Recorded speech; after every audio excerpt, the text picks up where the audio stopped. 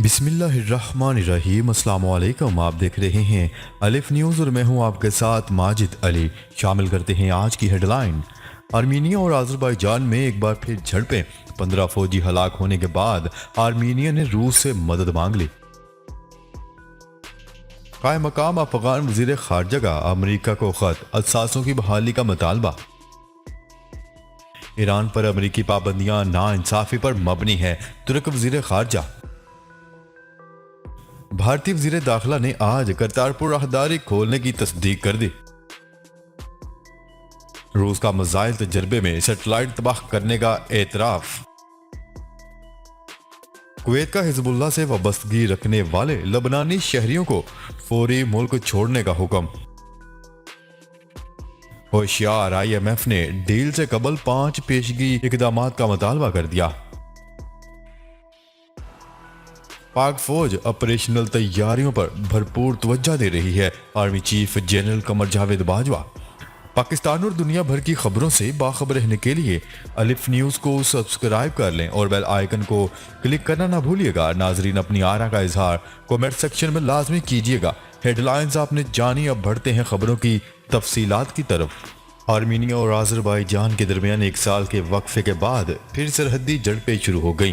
غیر ملکی خبرساں ادارے کی رپورٹ کے مطابق آرمینیا اور آذربائیجان کی جانب سے ایک دوسرے پر حملے کا الزام عائد کیا جا رہا ہے۔ تاہم مشرقی سرحد پر آرمینیا اور آذربائیجان کی افواج کے درمیان جھڑپوں میں 15 آرمینی فوجی ہلاک ہوئے۔ آرمینین حکام کے مطابق آذری فوج نے 12 آرمینی فوجیوں کو گرفتار کر لیا، جبکہ آرمینیائی وزارت دفاع کا کہنا ہے کہ سرحدی جھڑپ میں آذری فوج کی جانب سے توپ خانے، چھوٹے ہتھیاروں کا استعمال کیا گیا۔ رپورٹس کے مطابق آذری فوج نے جھڑپوں کے دوران 2 سرحدی چیک پوسٹیں بھی آرمینیائی قبضے سے چھڑا لیں۔ دوسری جانب آرمینیا نے روس سے مدد کی درخواست کی اور زور دیا کہ روس 1987 کے دفاعی معاہدے کے تحت آرمینیا کے علاقوں کا دفاع کرے۔ خیال رہے کہ گزشتہ سال بھی نوکارباخ کے معاملے پر روس نے آرمینیا اور آذربائیجان کے درمیان ثالثی کروائی تھی۔ خبر کے اگلے حصے میں بات کرتے ہیں۔ افغانستان کے قائم مقام وزیر خارجہ عامر خان متقی نے اثاثوں کی بحالی کے لیے امریکہ کو خط لکھ دیا۔ افغان میڈیا کی رپورٹ کے مطابق امریکہ کو لکھے گئے خط کے مطابق قائم مقام وزیر خارجہ کا کہنا ہے کہ افغان اثاثوں کو منجمد کرنا نہ تو امریکی عوام کا مطالبہ ہے اور نہ ہی اس سے مسائل حل ہوں گے، اس لیے امریکی حکومت افغانستان کے اثاثے فوری بحال کرے۔ قائم مقام افغان وزیر خارجہ نے بینکوں میں موجود اثاثے بھی بحال کرنے کا مطالبہ کر دیا۔ افغانستان اور امریکہ کے درمیان اب کوئی براہ راست تنازع نہیں رہا۔ افغان عوام کو معاشی تحفظ کے چیلنجز کا سامنا ہے۔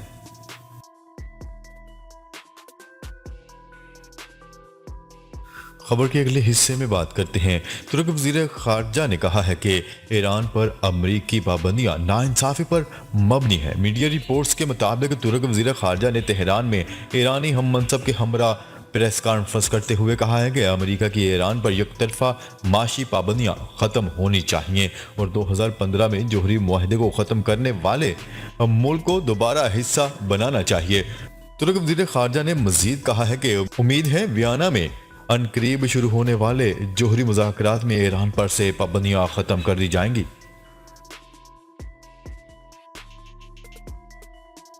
خبر کے اگلے حصے میں بات کرتے ہیں۔ بھارتی وزیر داخلہ نے آج کرتارپور راہداری کھولنے کی تصدیق کر دی۔ بھارت کے union home minister Amit Shah نے ٹویٹر پر جاری بیان کے ذریعے آج سے کرتارپور راہداری کھولنے کی تصدیق کر دی۔ بھارتی وزیر کی جانب سے بابا گرو نانک کی سالگرہ کی تقریبات شروع ہونے سے 2 روز قبل راہداری کھولنے کا اعلان کیا گیا ہے۔ امیت شاہ نے کہا ہے کہ وزیر اعظم نریندر مودی کی حکومت نے 17 نومبر سے کرتارپور راہداری کھولنے کا فیصلہ کیا اور اس اہم فیصلے سے لاتعداد سکھ زائرین فائدہ اٹھا سکیں گے۔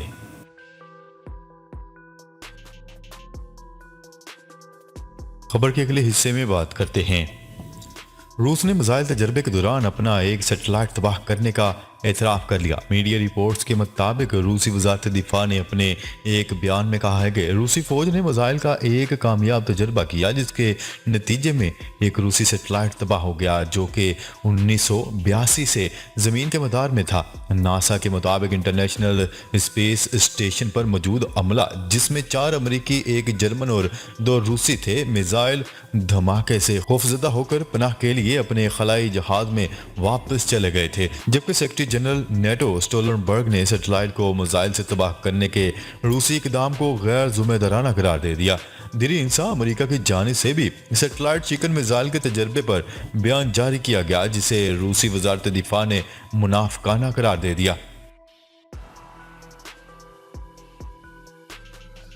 خبر کے اگلے حصے میں بات کرتے ہیں کویت کا حزب اللہ سے وابستگی رکھنے والے لبنانی شہریوں کو فوری ملک چھوڑنے کا حکم۔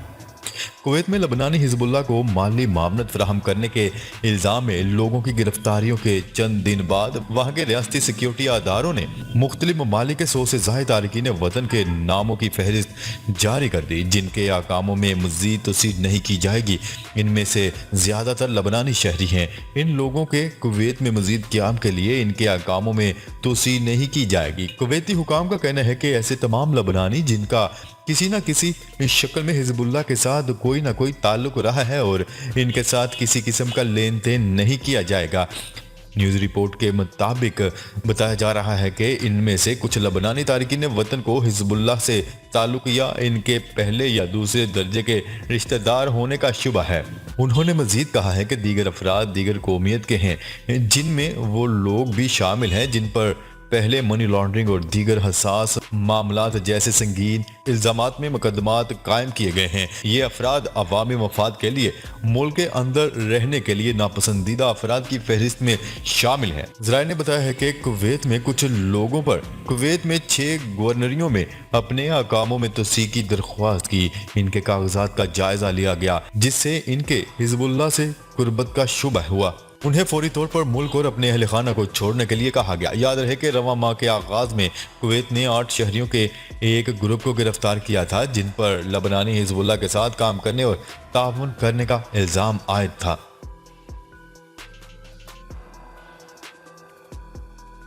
خبر کے اگلے حصے میں بات کرتے ہیں وزیر اعظم عمران خان کے مشیر برائے خزانہ شوکت ترین نے انکشاف کیا ہے کہ IMF نے ڈیل سے قبل 5 پیشگی اقدامات کا مطالبہ کر دیا ہے۔ نیوز رپورٹ کے مطابق مشیر خزانہ شوکت ترین نے ذرائع ابلاغ سے بات چیت کرتے ہوئے اس یقین کا بھی اظہار کیا ہے کہ IMF کے ساتھ ڈیل جلد ہو جائے گی۔ شوکت ترین نے IMF کے حوالے سے پوچھے جانے والے سوال کے جواب میں کہا ہے کہ بجلی کی قیمتوں میں اضافے کا مطالبہ پورا کر چکے ہیں جبکہ ٹیکس استثناء کا خاتمہ اور اسٹیٹ بینک کی خود مختاری کے بلوں کو تیار کر لیا گیا ہے۔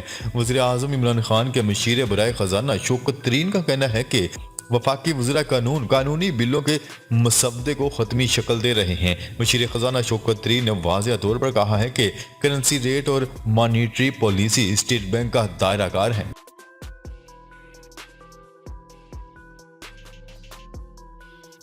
خبر کے اگلی اور آخری حصے میں بات کرتے ہیں army chief general Qamar Javed Bajwa نے کہا ہے کہ تمام خطرات سے نپٹنے کے لیے فوج آپریشنل تیاریوں پر بھرپور توجہ دے رہی ہے۔ پاک فوج کے شعبہ تعلقات عامہ ISPR کی رپورٹ کے مطابق نیشنل سیکیورٹی ورکشاپ کے شرکا نے GHQ کا دورہ کیا اور شرکا کو سیکیورٹی کی صورتحال اور درپیش چیلنجز پر بریفنگ دی گئی۔ Army chief general Qamar Javed Bajwa سے شرکا نے بات چیت کی جبکہ آرمی چیف نے قومی سلامتی چیلنجز سے نپٹنے کے لیے مشترکہ قومی رد عمل کی ضرورت پر زور دیا۔ Army chief general Qamar Javed Bajwa کا کہنا تھا کہ تمام خطرات سے نپٹنے کے لیے فوج اپنی آپریشنل تیاریوں پر بھرپور توجہ دے رہی ہے اور دہشت گردی کے خلاف جنگ میں پاکستانی قوم مضبوط بن کر ابھری ہے۔ ناظرین اب تک کے لیے اتنا ہی۔ مزید خبریں لے کر بہت جلد آپ کی خدمت میں حاضر ہوں گے۔ تب تک کے لیے اپنا خیال رکھیے گا۔ اللہ نگہبان۔